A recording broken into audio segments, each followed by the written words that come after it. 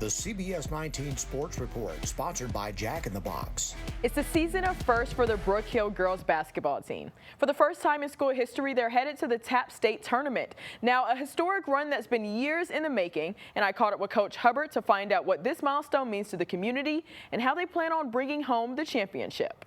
For the first time in school history, the Brook Hill Guard girls basketball team is headed to the TAP State Tournament. A historic run that's been years in the making, and a moment that could bring home a championship title. I mean, it's kind of been overwhelming, especially in the last couple of weeks, right? With the 100 wins, with our first district championship, with obviously our first trip to the state tournament, and they've handled it really well. It's almost been like business as usual. I think just because their goal from the very beginning has been to go where we're going this weekend. A team that has relied on chemistry and culture over individual talent, Coach Hubbard says it's their connection off the court that's brought them this far. You never see one of them where you don't see 3 or 4 of them, from the freshmen all the way to the seniors, from the kids who are here, and then we have a couple of boarding students, and that makes a huge difference.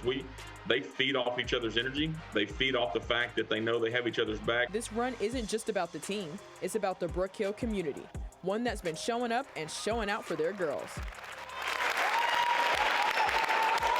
It was cool Friday night to see a lot of former players and former players' families in the crowd. But one of the things I love about Brook Hill is the family that we are. And we had coaches from all of our other sports there. We had people who have no ties to us other than they're part of the Brook Hill community. What I hope has happened is that everybody who's ever put on that uniform is proud of where we're at. As Brook Hill prepares for the state semifinals, they're locked in on their opponent and they're locked in on that final sprint.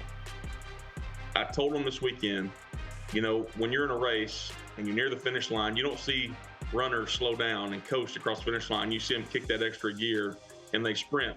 And here's the deal, in 5 days, our season's over one way or the other. Either we win it all and it's over or not. And so if you give everybody everything you got for 5 days, then good things will happen.